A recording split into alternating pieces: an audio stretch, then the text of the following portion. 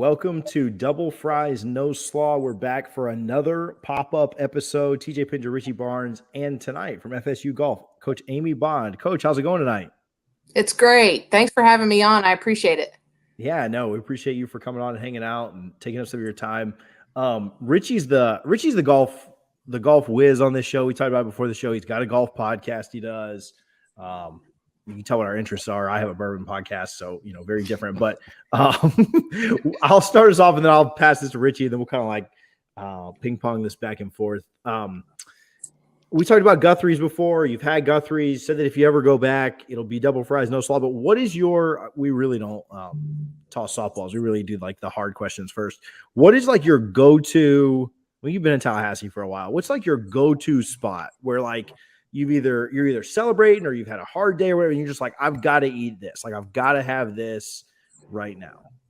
What's your Tallahassee? I got two, to be honest. Bagel is one of them. Yeah. I have a bad obsession about bagel. I get the same thing every time. But my real go-to is Sonny's barbecue. Regardless, that's the place I'm going to go. I'm going to have some barbecue and just enjoy myself. I grew up in Ocala, small town, so we're very minimal people. So you give me a sandwich and some barbecue, and I'm good to go.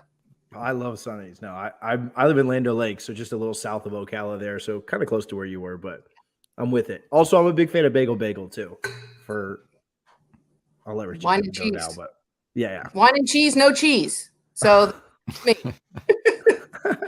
That's awesome, Coach.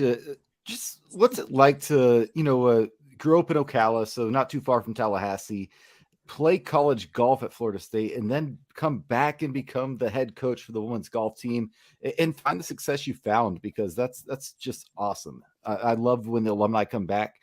Oftentimes they go back and coach and things don't work out, but clearly it has with you. It definitely has. I was blessed to be a student athlete here. I got recruited super late. I didn't actually come on my recruiting visit until May 1st. And the main reason I'm a Knoll is Jamie Shoup. I have a twin brother who was being recruited to play baseball at the same time. And Jamie told the golf coach, hey, he's got a twin sister. She hasn't signed anywhere. So Jamie Shoup is the reason I am a Seminole. So that's pretty cool. And,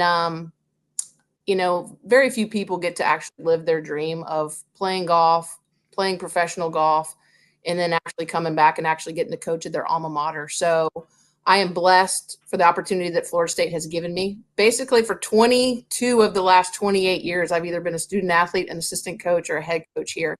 So it's unreal. I've been surrounded by some great assistant coaches. We've had success, but I couldn't have done it by myself. So I've had a lot of good people around me and a lot of great players who bought into our philosophy and have played well.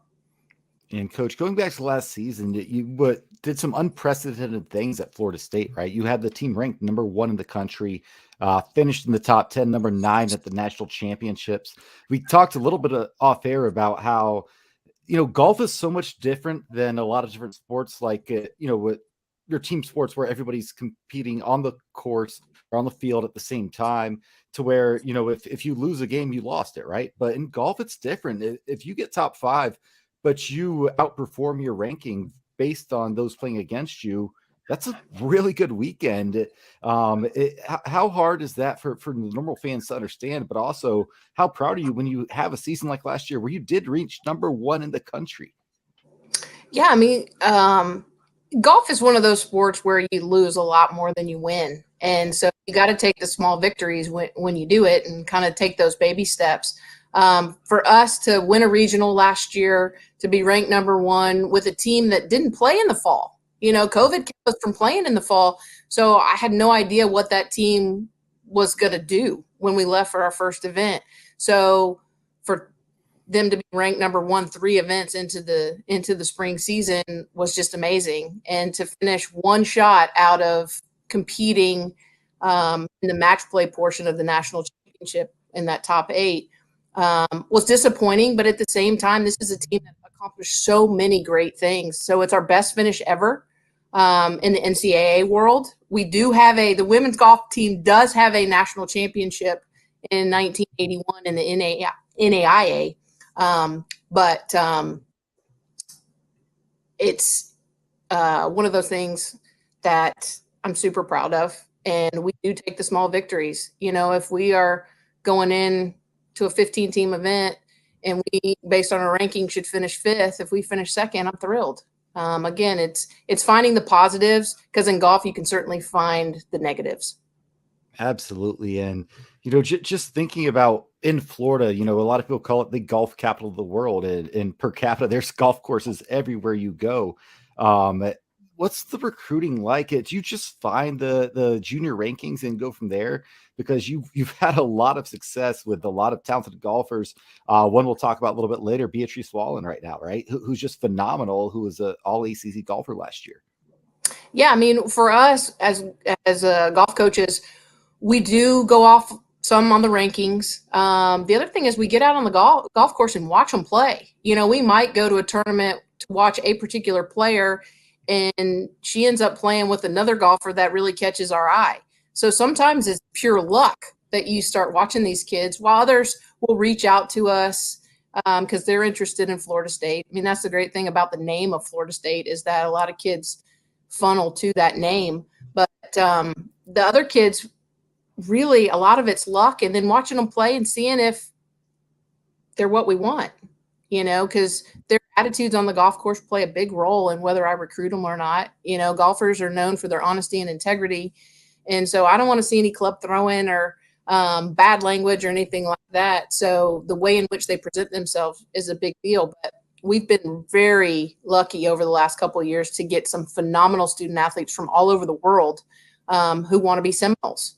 And we've built a great golf course and have a great facility. So those players, like Beatrice, came on a picture, you know, a drawing of what the golf course was going to look like. So we're thankful that she bought into that and wanted to be a Seminole.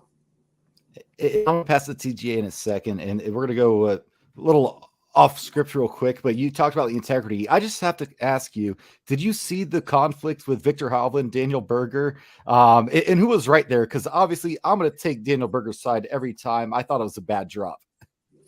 Yeah, I mean, it's one of those things where the only one that really truly knows where it crossed is probably Daniel, because he was directly behind that ball flight. If you look at the shot tracer, it shows that Daniel started it left of the flag. Do I think either or are right? I'm always going to lead towards Daniel. He's a Seminole, and he's got a pretty good reputation as far as knowing the rules and being honest.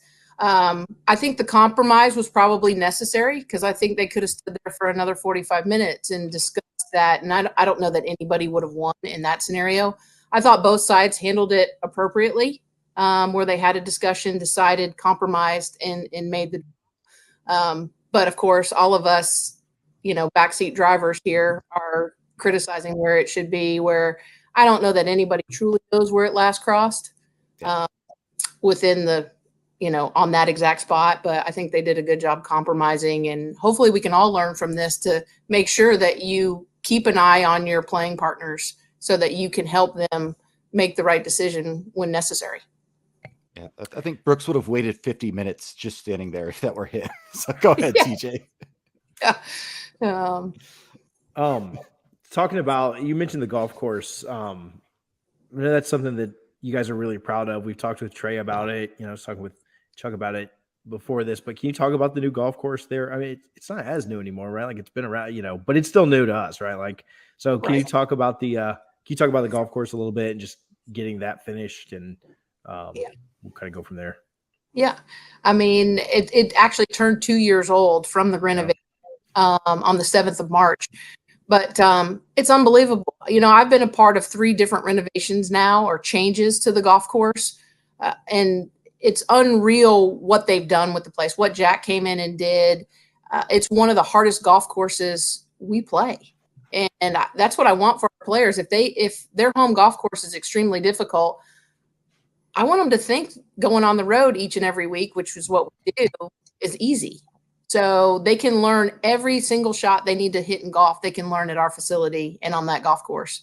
So I'm extremely proud as an alum that the administration and President Thrasher and the Board of Trustees allowed us to make these changes and spend the money, because it has really not only added to our golf program, but I think also added to the community. A lot of people come out and play. A lot of people leave frustrated. Is harder, but I think ultimately it's one of those things that we're proud of, and not only just for Florida State, but also the city of Tallahassee. But yeah, it will make you pull your hair out. That'd be me. I'll tell you one thing: if you can truly play from the proper tees, we all get these egos of I should play it further back, and I should do this, and I should do that. Well, if you play the proper tees based on your golf game, it's a lot more fun than trying to push it back and play tees you probably shouldn't. So I will encourage people to play the right tees because it's a lot more fun than being frustrated and, making 7s, 8s, and 9s potentially. Richie mentioned this, but you do have an interesting perspective, and you just mentioned it too, being an alum. And there are other coaches that, fit that mold too. We've talked with Coach Wyckoff. We've talked with me. We've talked with different people that, kind of fit that, right? And do you feel like, I don't know, what has that been like to see it from so many different time periods, right? Like, you saw Bowden, right? Like, and then you've seen the basketball runs, and you've seen, Mike Martin Sr., and you've just been there for all. You've seen it through the lean years. And so I don't know, that's just got to be such a wild perspective and a more interesting perspective than, a coach that maybe is a little bit newer. Not that there's anything wrong with them, right? We can be pretty dumb to have an all alum staff, but talk about that perspective of just kind of being there that long and around FSU for as long as you have been. Yeah. When I came to school, it was the bookend of the national championships of 93 and 99. So having Coach Bowden out at the golf course every day was great. He used to just pull his car up on the tee box. We used to pull our cars up on the tee box. Our locker room was in the bathroom of the bar, which was the only building. I was the part when the soccer program actually began, let alone now looking at it when Coach Krikorian has taken over and become a national powerhouse, to when the softball complex was right there at the corner of Lake Bradford and Stadium, and the foul balls used to come to the street. So also a part of the renovation at Doak. When I first was a freshman, the back end of Doak was open. So it's so unique to me to see the different changes, not only on campus and with the programs, but also the city of Tallahassee, the building of College Town, Coach Bowden leaving, having, to me, I was so proud of the football program and the baseball program because we had the two winningest coaches ever. Wow. So about that kind of stuff, and coming in now as a coach, that's a lot of pressure. Knowing, you had that in Coach Renaud was still the volleyball coach, and then came in. With Sue coming in, it's unreal to see the coaches that have come into our program and our university who have been so successful. It makes me want to be a better coach because they take the time, they talk to us. You're talking about these people who have been legends in the game at the university that I got to go to school to and got to go to school at and now coach at. So the changes have been unreal.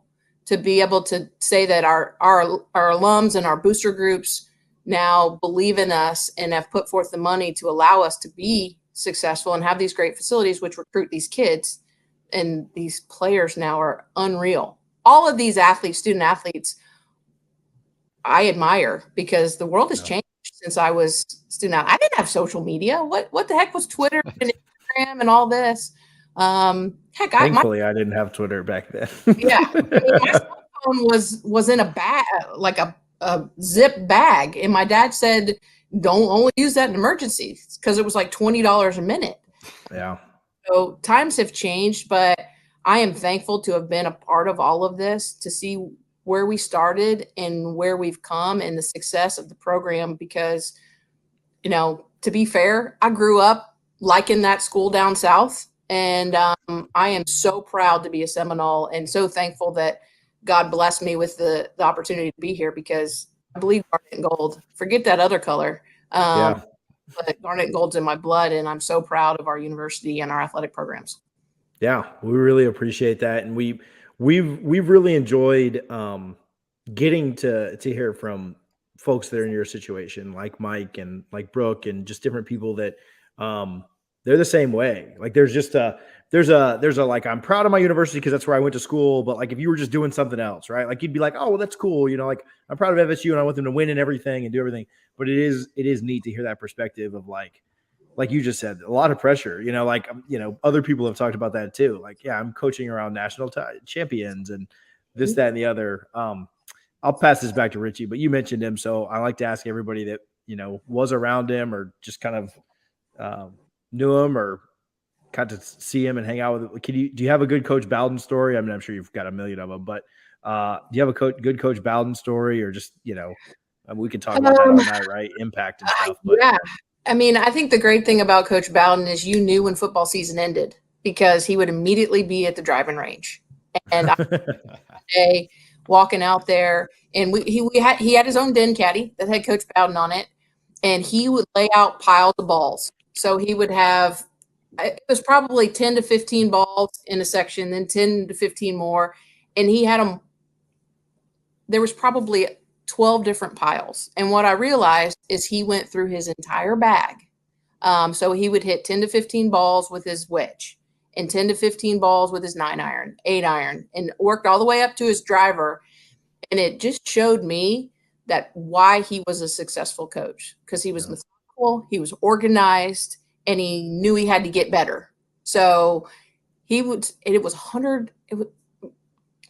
This was a kind of an April/May day where we got that unusual heat, and he is just sweating. He's got a towel in his back pocket, and he's hitting balls, wipe his face, hitting balls. And he would take about a 2-minute break to have some water, and then he'd get back at it. And I think he spent 2.5 hours out there just hitting balls. So to me, that was pretty special to watch him do it. Nobody bothered him because it was Coach Bowden, and you knew he was doing his thing, but he was always extremely generous with his time with us. So if we said, hey, Coach, can you talk to a player? He would take the time to do that. But he was also there to do his work. So that's one of the things I'll always remember. I know Trey's got some great stories about him driving up on the tee boxes and stuff, but he was always very respectful of the game of golf. He loved it, and we appreciated the fact that he would always come out and take the time to talk to us. Yeah, it's awesome. Love hearing that. It's always a red flag when someone shows up and hits like 5 balls with the driver and goes to the first tee. So I'm glad to hear that Coach knows what he's doing here. But, staying on the football topic somewhat, we had a tight end here, a guy named Nick O'Leary. Any Florida State football fan knows his grandfather, Jack Nicklaus, obviously. I grew up with Tiger. Tiger's forever my GOAT, but Jack, I will never argue somebody who says he's the GOAT. Being the guy that designed the course, did you get a chance to spend any time with him? And just what was that like? Because he just seems like the salt of the earth type of person. Yeah, it was. I did get to spend some time with him. Spent a whole afternoon with him riding around the golf course as he's kind of designing it. And it was amazing to see his vision, because he's at a clump of trees and going, oh, I see this going, this way, right to left. And I'm like, that is a bunch of trees. That's all I saw. So how good he is with his designs and things like that, because he has that vision to see where things go. But I will tell you one thing. He is the salt of the earth. He was very generous in explaining certain things to me. And because I don't know that kind of, I'm the golf coach, not the designer.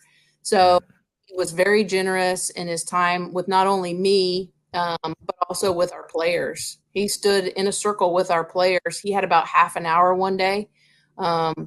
And he stood there and answered all of their questions. And before we knew it, an hour had passed. And he was not even bothered by the fact that he was late to where he had to be. But super generous with his time. We appreciate his affiliation with Florida State. Nick can play pretty good golf. He's a pretty good golfer himself. We got to spend a little bit of time with him at the Bears Club, actually, when we had a little get-together down there. But again, I would have loved to have seen Jack in his prime play golf. He was still pretty good in his 80s, or still is pretty good in his 80s. But I appreciate the fact that he would not only share his vision of what he had for Florida State and said it's a gorgeous piece of property, but also that he would spend the time with the players and answer whatever questions they had. Yeah. And Coach, my favorite Jack story, I don't know if you've heard this or not, but is right before the 2013 football season. Obviously, Jack is an Ohio State alum, right? He was talking to Urban Meyer, and he told Urban, he's like, I already bought tickets for the national title game. And Urban's like, oh, I appreciate it, but don't get ahead of yourself. He's like, listen, Urban, I didn't buy them for you. I bought them for Florida State. And it's always my favorite Jack story Awesome. because of his grandson. And sure enough, Florida State went out there and won the national title. So go ahead, TJ. He had it way before I did, but I will say I called it after that game against Pittsburgh. Like I said, James is. I'm like, I'll go find the tweet. James is winning the Heisman, and we're not losing another game this year. Thank God I was right. But, yeah, I mean, that was the only. I actually flew out to California for that game. My one and only that's awesome game. I was like, how many more opportunities am I going to get to see this? So out there and enjoyed every minute of it. After the, of course. I was going to say, I was walking around like a kicked puppy dog around the concourses of the Rose Bowl. And some guy like even noticed. He's like, dude, are you okay? And I was like, I just spent a lot of money to come out here and watch this. And he was just like, we're going to be fine. We're going to be fine. And again, thank God that guy was right. So talk to us about, I like your visitor there. We're a Pro Dog podcast. So he heard me talking about puppy dogs. Pro Dog podcast, yeah. He heard me talking about puppy dogs. I was like, oh, what was going on here? So talk to us about this year's team. We talked about it off air. Won the Moon Invitational, finished third last week at Augusta. After a really good year last year, talk to us about this year's team and just kind of, expectations are what they are, but how do you feel about this year's team? What excites you and what can fans kind of look forward to? Yeah, I'm pretty excited about this year's squad. We returned everybody from last year's team. And having Beatrice return and not turn pro is a big deal because that, with golf, there's no substitutes in regular season. There's no timeout. So you hope that the 5 players that you put on the golf course each and every day are ready for whatever's thrown at them at that time. But I'm excited about this group.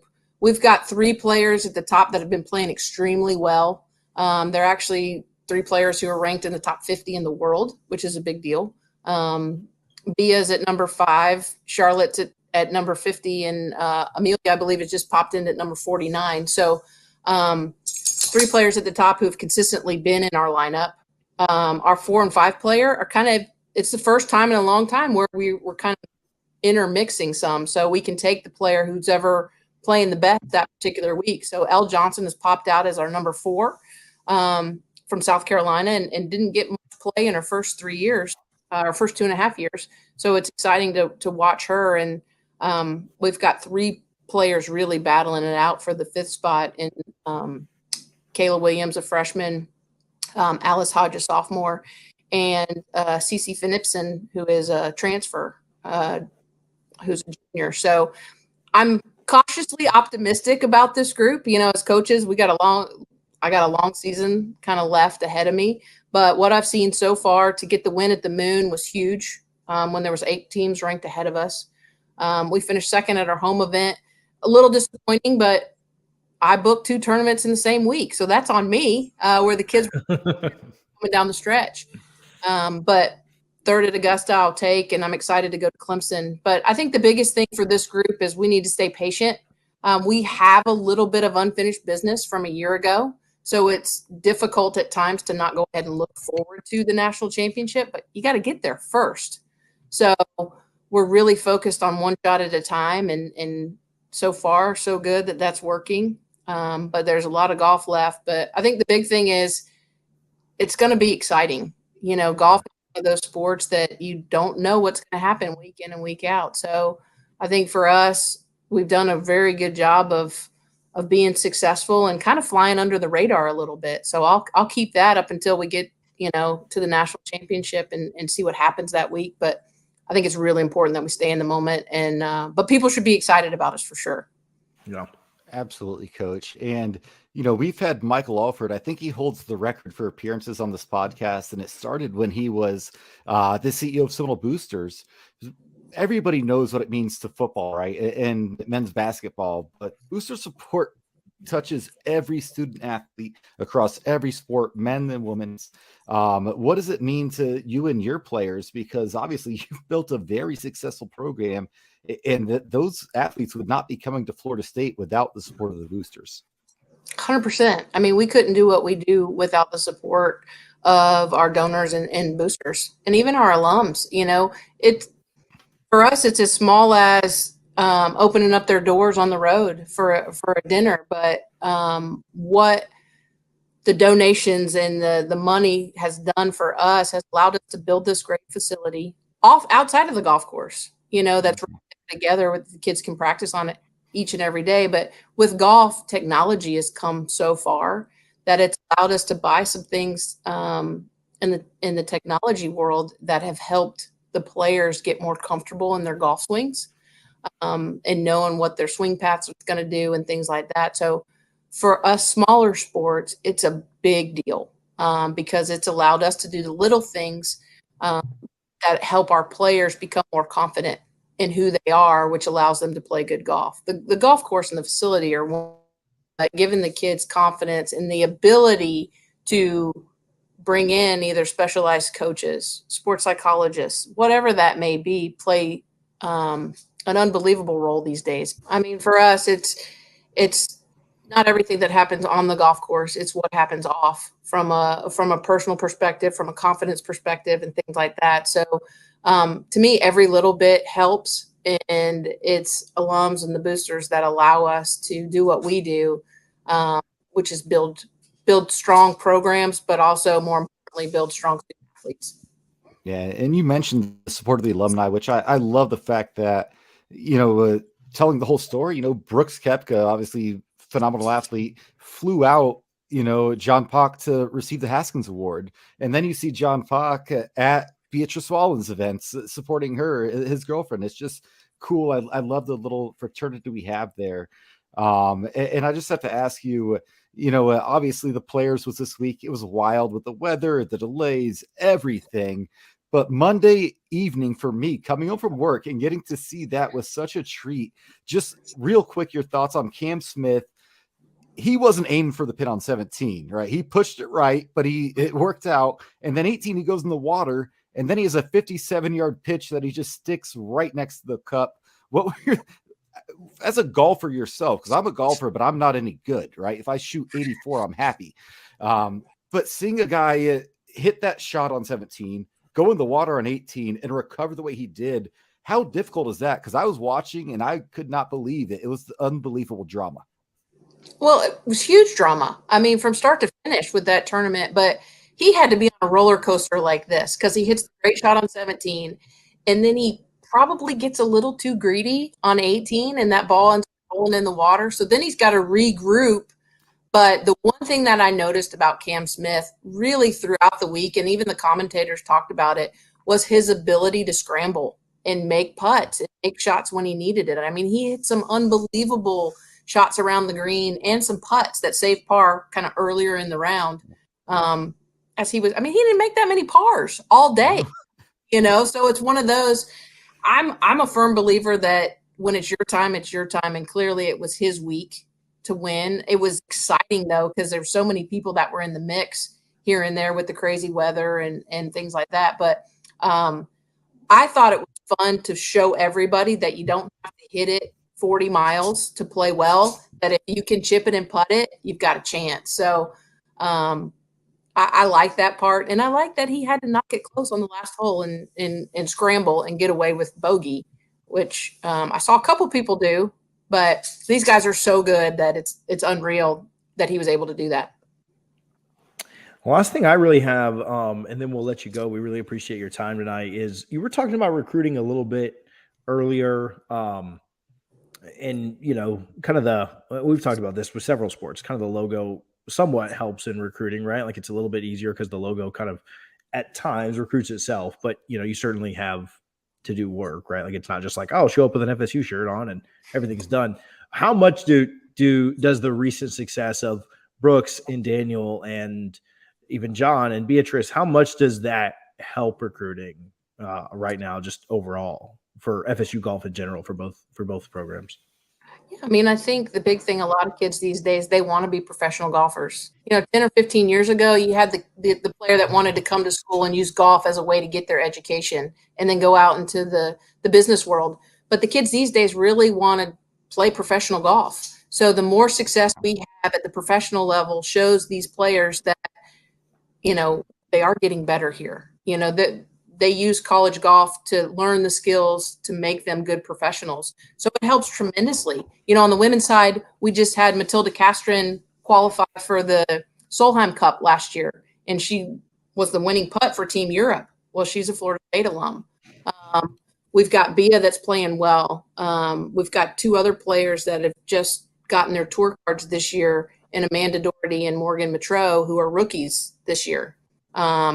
And Frida Schinholt is right there with conditional status on tour. So it plays a huge role. As women, we're trying to keep up with the men because Brooks and Berger and Jonas have all done an outstanding job over the last couple of years in putting Florida State golf back on the map because it's been a while, since Jeff Sluman is now playing on the senior tour. And for us, Jane Geddes and Colleen Walker are people that these kids just don't know. So the recent success is huge for us because it allows the high schoolers and the juniors to really see that Florida State does have a good golf program and can help them achieve their dreams. And it can't hurt having Zinger on the call every week, right? Because how cool is that the voice of golf is a Florida State guy, and Paul Zinger, who I've luckily had the pleasure to meet, super nice guy and just a great representation of Florida State golf. Yeah, it's great. I mean, he ran into one of our girls I guess it was last year on the driving range, and he was like, "Do you know who I am?" And she was like, "No." But